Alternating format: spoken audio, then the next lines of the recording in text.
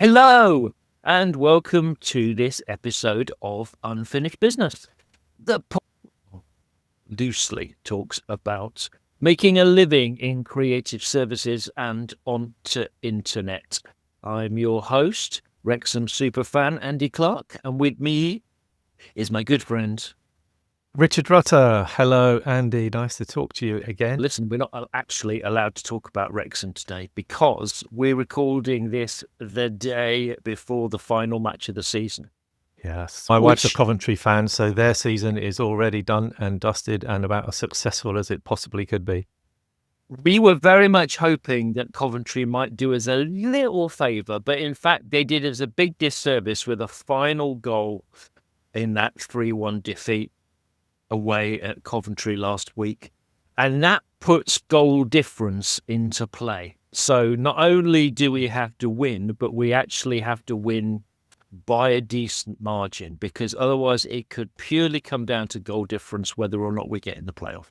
Well, for optimistic Andy right now, that's good. Yeah, and we can't complain because this is first season in the Championship for Lord knows how long, and here we are on the possible, touch wood, keep everything crossed, cusp of a playoff place. So you can't complain, really, can you? Definitely can't. Knocking on the door of the playoffs, pretty good effort. So anyway, that's enough talk about. Yeah. So you sent me an interesting message earlier on when we were talking about what we might be discussing on the podcast today. And you'd had something interesting come through, which might sort of form the nugget of a topic. Yeah, we had a brief recently, a request for proposal from a big arts organisation here in the UK.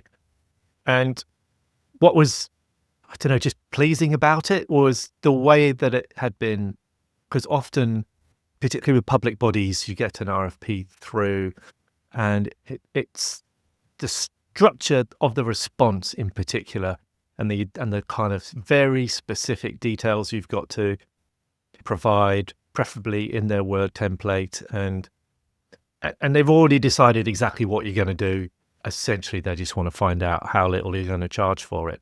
Whereas this was different. This really set out it was written really nicely. It was a joy to read. It was quite a brief, and it started with the outcomes. It was trying to explain what they knew, what they didn't know, the problems they were trying to solve, and yes, laying out some enough detail of what they wanted from the agencies that they'd already selected. So it wasn't an open brief. They'd selected 9 people to talk to, and fortunately Clearleft was one of those. They'd given it, because they just made the whole project sound really enthusiastic, and the people behind it really enthusiastic. So we're always really interested in whoever we're trying to work for. On the outside, it could sound like a dull organisation, but there's never dull challenges. But actually, in this case, it was completely the opposite.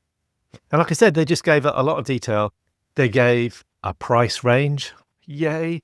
It was a broad one, but there's a range there. And they're saying, we don't want people to just come in the middle. We want you to come wherever you think is right, but this is the sort of range that we're prepared to pay. So tell us why you think it should be one end of it or the other, and we'll listen and understand. And they were asking what we most want from people is an opinion and an approach and some sense of character and interest in the project at heart. And it was a lot of work to respond to, but I enjoyed it because it felt like, okay, this is written to get actually the right response. The people you've selected, I can work with what you're asking for. So it's quite a rarity from that point of view.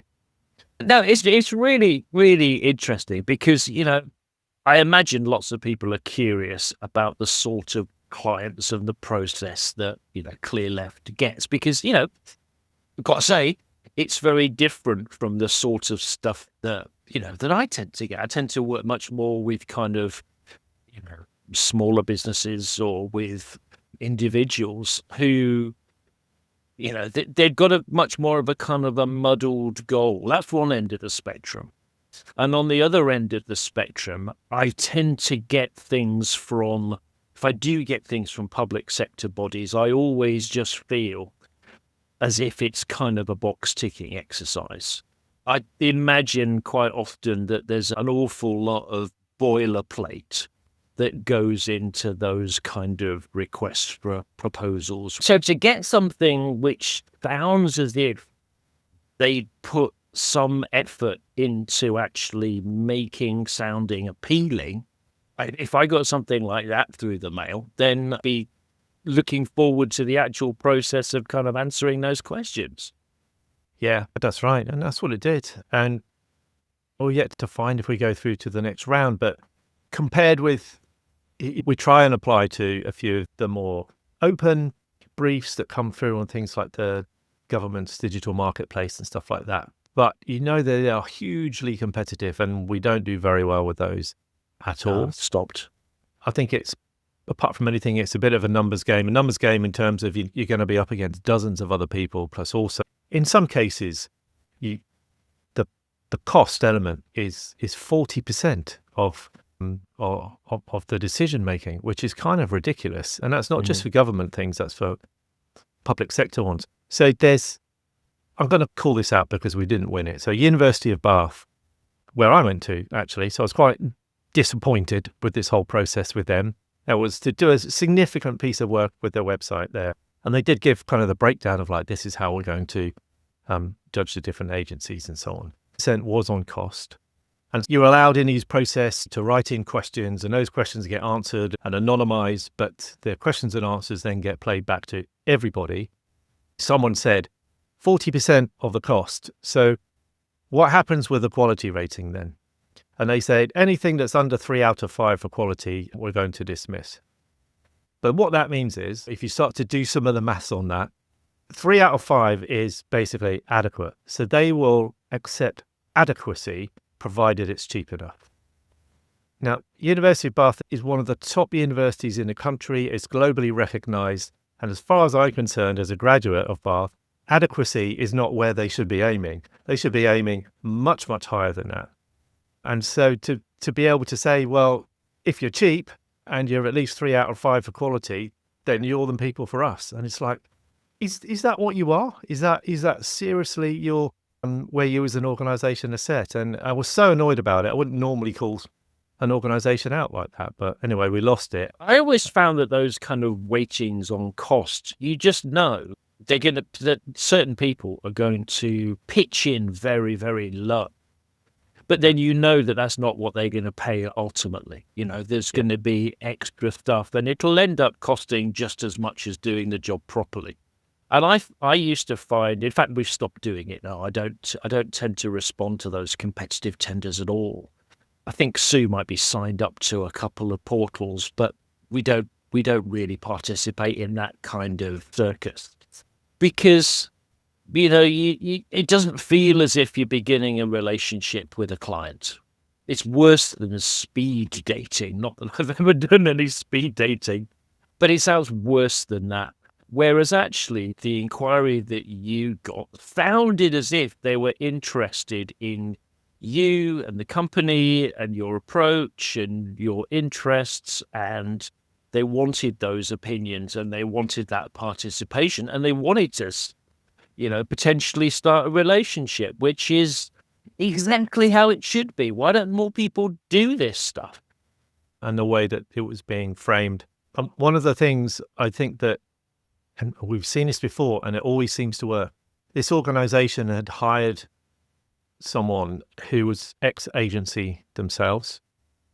And that person put together this brief clearly. And so I think partly because they were ex-agency, they knew what would work for agencies. And it was good that they trusted that person with it, because it was not the kind of brief that would come from at all. Even the process was fairly standard. You email your proposal back, and then there's going to be a round of interviews and so on. That's all fine, and that's good. But there was no horribly structured paperwork. You were invited to respond free form, essentially, and we'll judge these things free form. We're not going to try and mark 25 different responses to try and make it fair so we can judge it it's like, what's fair is you 9 people, you 9 agencies can respond however you want, and we'll judge those independently of each other and see who we like best. And like I said, that had come from an individual, and we'd seen that with a few other organizations, and that I think they get a better job out of it. Some of those occasions we've actually won, some of them we haven't. But in some ways it makes me feel better, because even when you're not winning, because you think, well, the process you've done there, you've probably got someone who is really good, and you've probably got someone who is the right partner for you. And I don't mind so much if you know that if we don't win it, as long as you've chosen someone good, then that makes me feel a bit better. I love the fact that the way in with the openness in the way that they were kind of encouraging you to respond could mean, I mean, I don't know, but it could mean even something as stupid as the way that you typeset your response. The fact that what you send back to them could be beautiful Richard Rutter typography.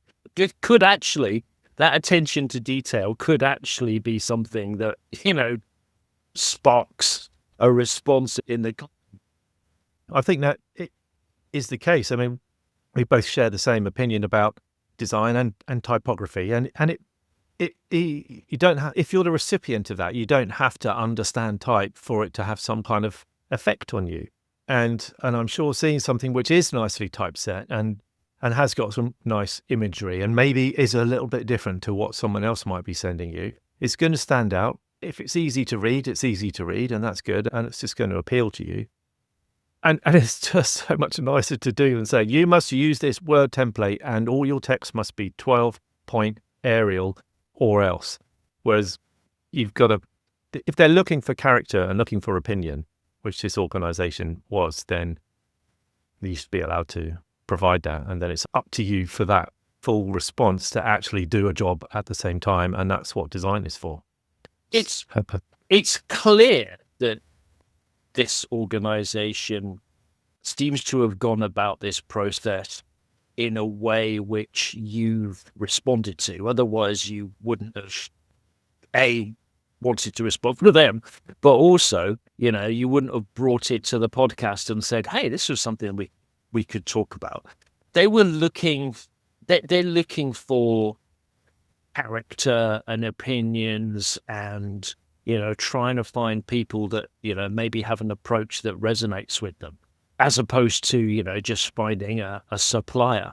So the question is often then when people send these kind of RFPs out, because, not everybody does. Quite often, particularly with the people that I'm dealing with, it's like, hey, we don't really know what we want, but, we want a website and, and here we go.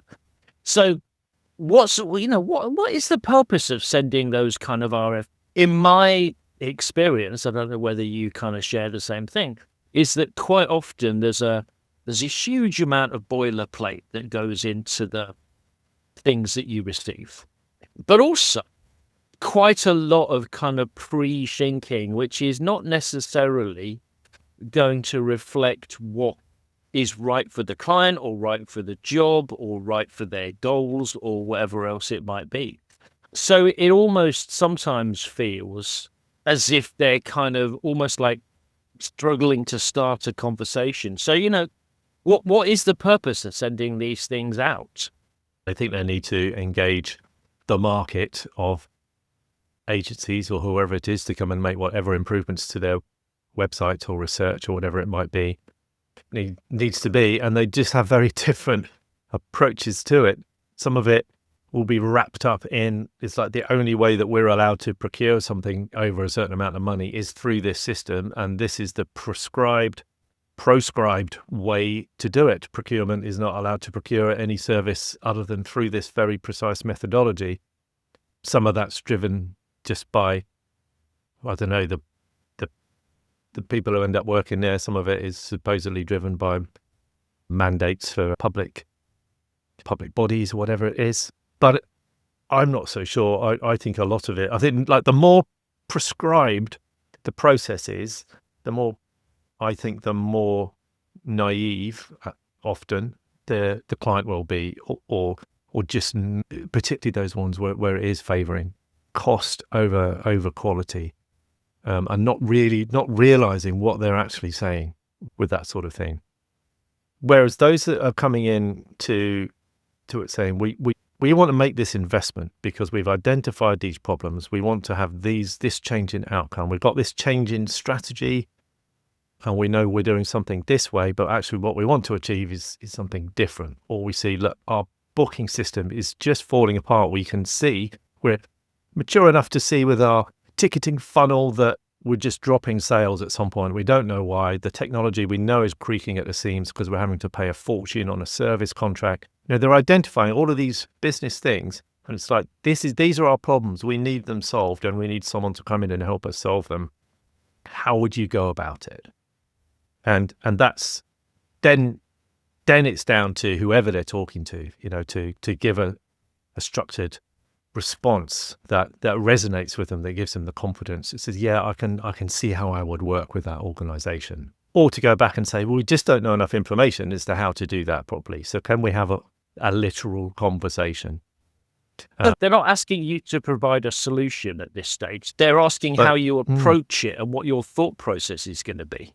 Yeah, the good ones are, but then some different RFPs, some different requests for proposal will be very specific because for some reason they've already decided what the solution is, and it's like, so we're expecting our agencies to come back and describe a discovery phase, a UX phase, a design phase, a development phase, a visual design phase, and in the UX phase we expect to see wireframes and we expect to see user journeys and so on, and then they just tell you how they think the job should be done, as if that's helpful. Very often with those, we've had to spend half the time saying, you've got that wrong. That's not how you do things nowadays. We don't do pictures of websites and then hand them over to a developer who then turns them into code. That's not how we work. That's not how modern design works, modern website works. And so you have to start educating the client before you can even say what you've got to do, to say, well, we can't give you a quote asking for what you're asking for, because what you're asking for is wrong. It won't give you the outcomes that you think they're going to. But somebody will. That's the problem. Yeah. That's the problem, or the potential problem. But also, and it does depend a lot on who you're talking to. Now, if that has come through from procurement, then you're talking to the wrong person, and it's difficult to get that changed. If that's come through from an inexperienced design team who are being tasked with hiring an agency to fix a bunch of their problems, then at least you can potentially have a conversation, like the education conversation, if the process allows you to actually talk to someone.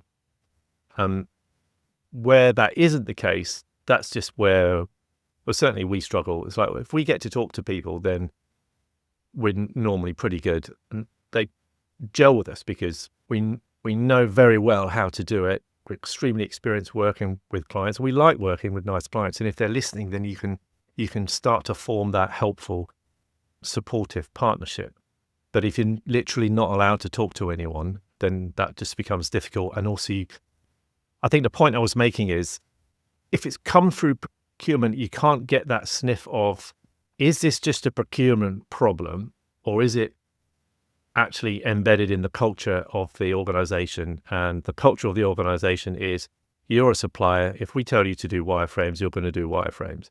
And if you can sniff that bit out, then not that wireframes are necessarily always the wrong thing to do, but if you want to do something a different way, then we want to do something a different way, and we want to have that relationship where we're allowed to discuss that and persuade people, like, this is going to give you a more efficient, effective output to achieve the outcomes you want, which is not black and white pictures of websites.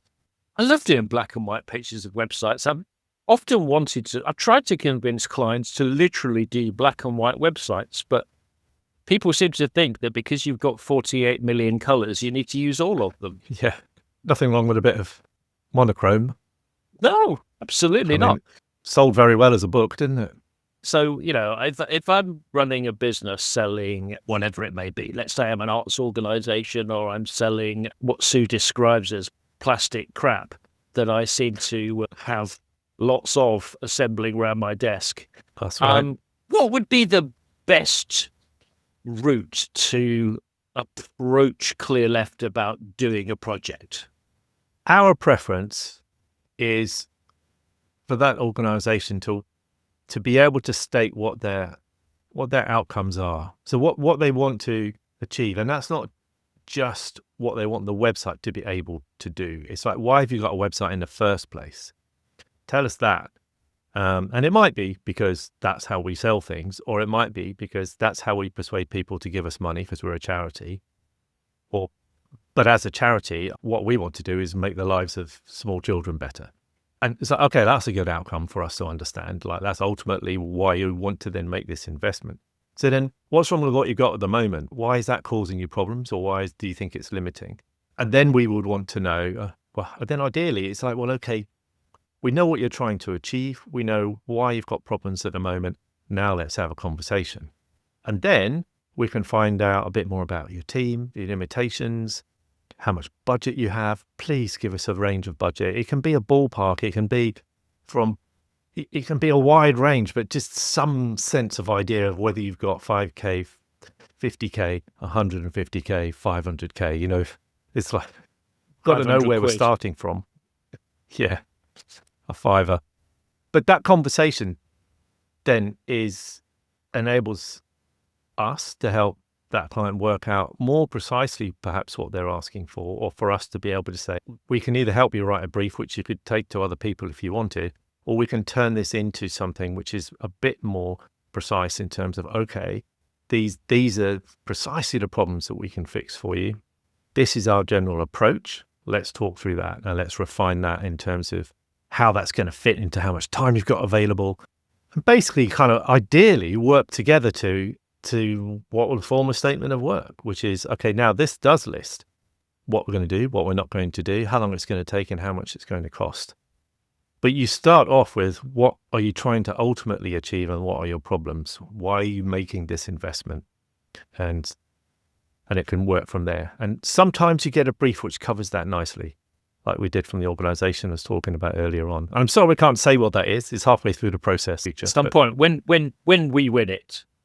Yeah, when we win it, yeah. No, not when we win it. Yes, when we win it, yes. No, it reminds me of, actually, David Ogilvy, the famous advertising mogul, wrote a book called Ogilvy on Advertising. Creative name. And part of that book was about the creative brief and about how it was actually the agency's job to help the client to come up with that brief for the job. Yeah. Your consultant that's obviously helped this organization out is not doing this for free. No. Possibly a fairly loose set of requirements or problems or challenges that they've got.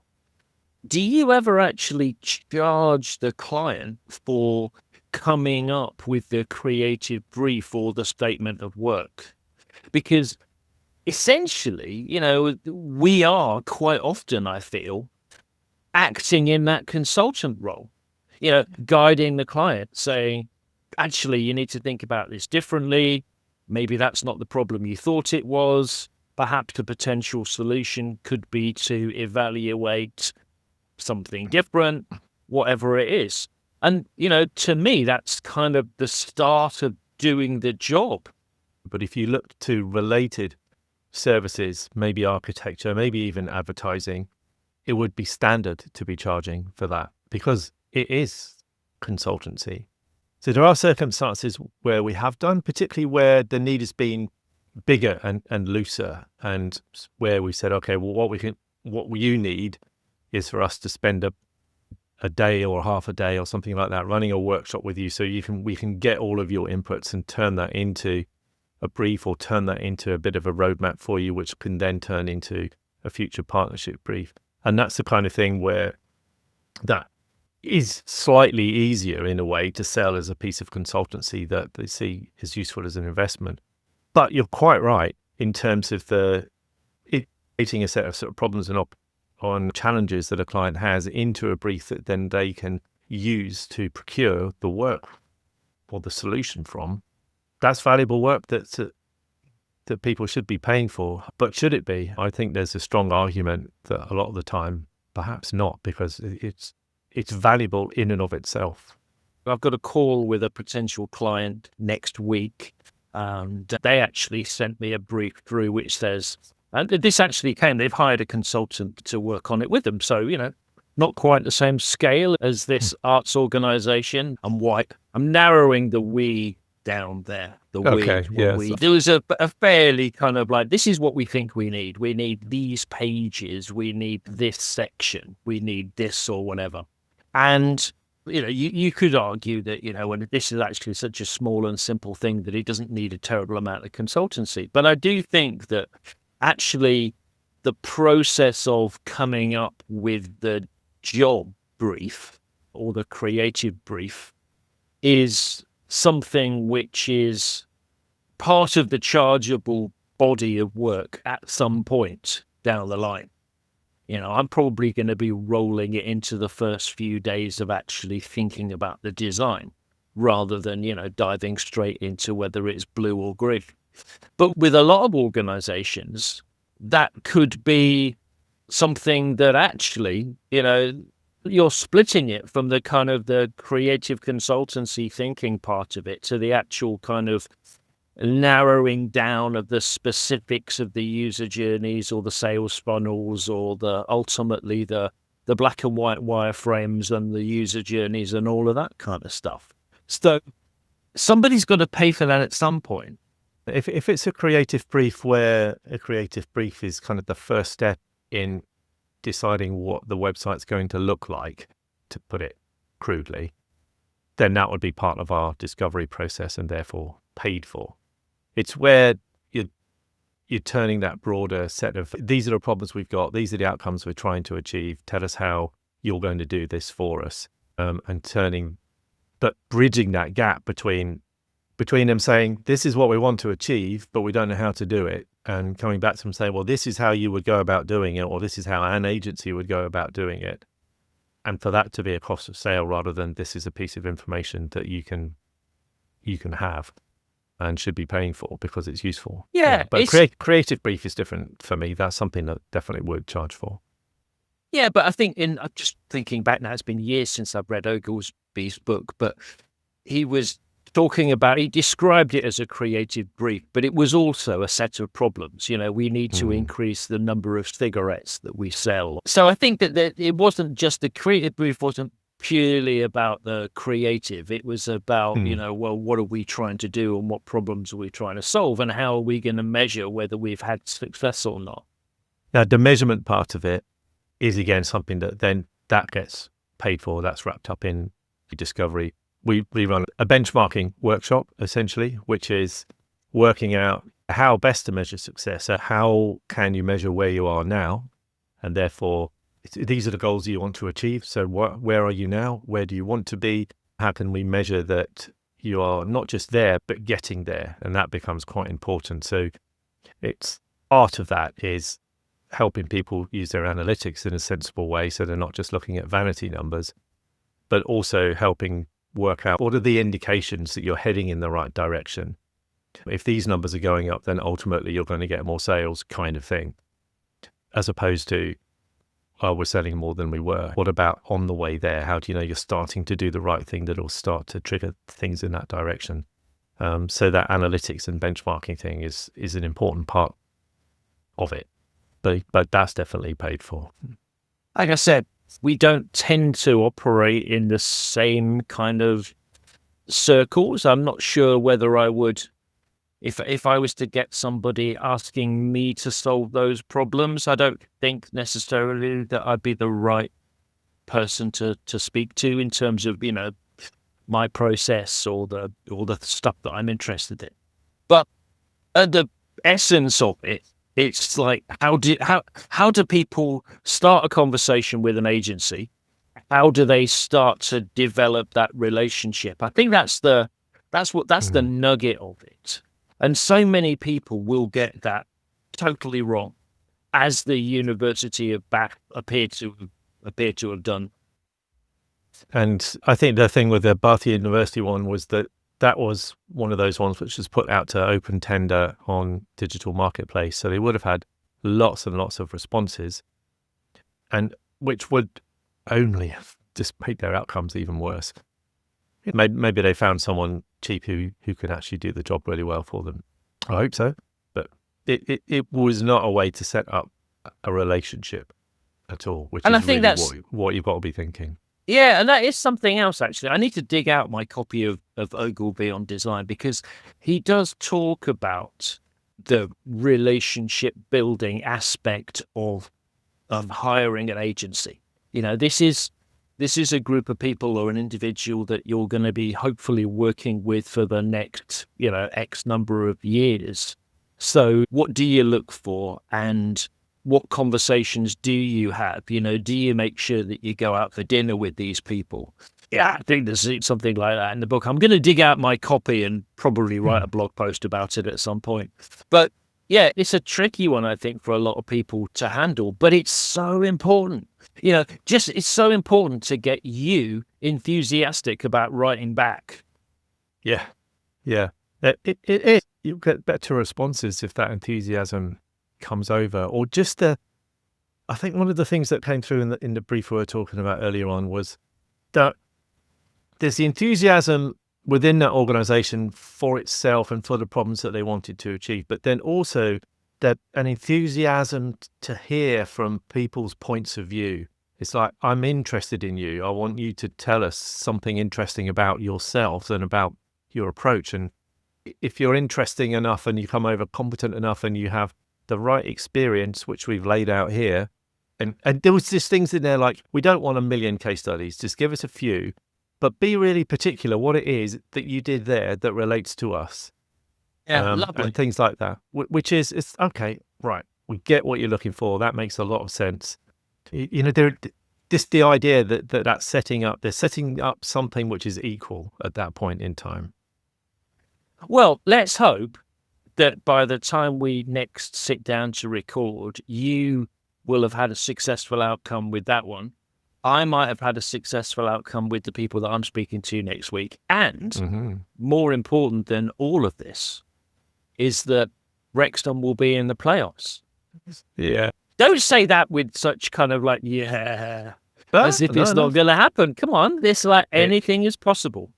They've put themselves in the position to make it happen. Well, hopefully people found that an interesting discussion. I know that I did, because I'm constantly thinking about, how to get the best out of people, but to encourage them to kind of make that first contact. So yeah, let's see how this one goes. Yeah. So thanks for joining us, and we will see you on the next one. See you. Bye.